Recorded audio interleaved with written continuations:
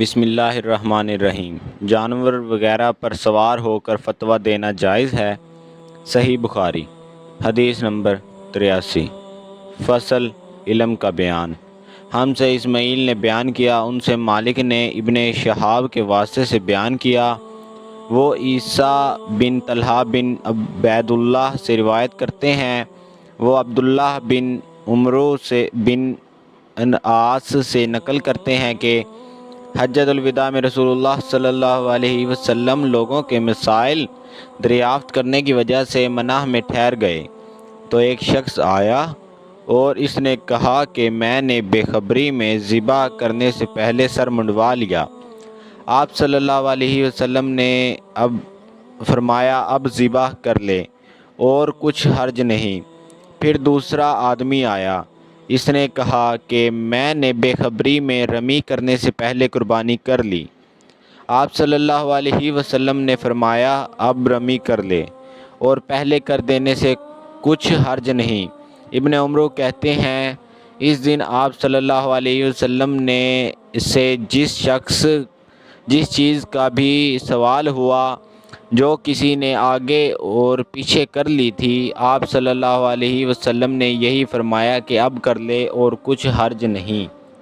صدق اللہ العظیم۔ بسم اللہ الرحمن الرحیم۔ اس شخص کے بارے میں جو ہاتھ یا سر کے اشارے سے فتویٰ کا جواب دے۔ صحیح بخاری۔ حدیث نمبر 84۔ فصل علم کا بیان۔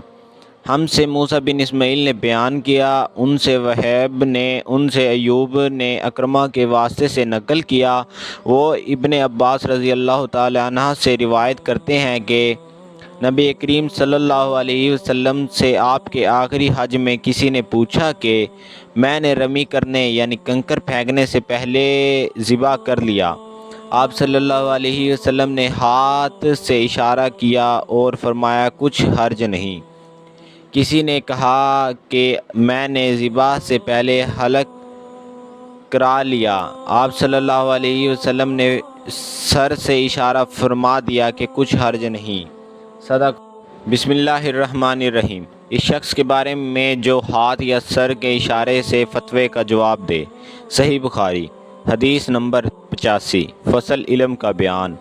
ہم سے مکی بن ابن ابراہیم نے بیان کیا، انہیں حنظلہ نے سالم سے خبر دی، انہوں نے ابو ہریرہ رضی اللہ تعالی عنہ سے سنا، وہ رسول اللہ صلی اللہ علیہ وسلم سے روایت کرتے ہیں، آپ صلی اللہ علیہ وسلم نے فرمایا کہ ایک وقت ایسا آئے گا کہ جب علم اٹھا لیا جائے گا، جہالت اور فتنے پھیل جائیں گے اور حرج بڑھ جائے گا۔ آپ سے پوچھا گیا کہ یا رسول اللہ، حرج سے کیا مراد ہے؟ آپ صلی اللہ علیہ وسلم نے اپنے ہاتھ کو حرکت دیکھ کر فرمایا اس طرح، گویا آپ صلی اللہ علیہ وسلم نے اس سے قتل مراد لیا۔ صدق اللہ العظیم۔ بسم اللہ الرحمن الرحیم۔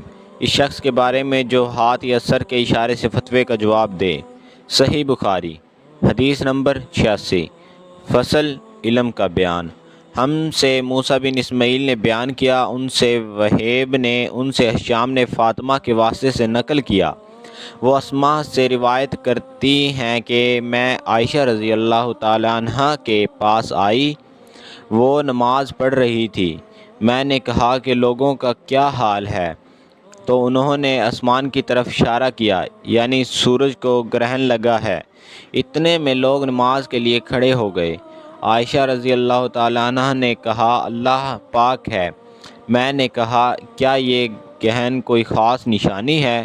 انہوں نے سر سے اشارہ کیا یعنی ہاں۔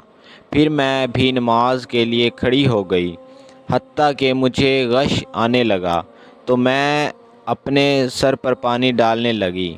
پھر نماز کے بعد رسول اللہ صلی اللہ علیہ وسلم نے اللہ تعالیٰ کی تعریف اور اس کی صفت بیان فرمائی، پھر فرمایا جو چیز مجھے پہلے دکھائی نہیں گئی تھی آج وہ سب اس جگہ میں نے دیکھ لی، یہاں تک کہ جنت اور دوزخ کو بھی دیکھ لیا، اور مجھ پر یہ وحی کی گئی کہ تم اپنی قبروں میں آزمائے جاؤ گے، مسل یا کرب کا کون سا لفظ اسما نے فرمایا میں نہیں جانتی۔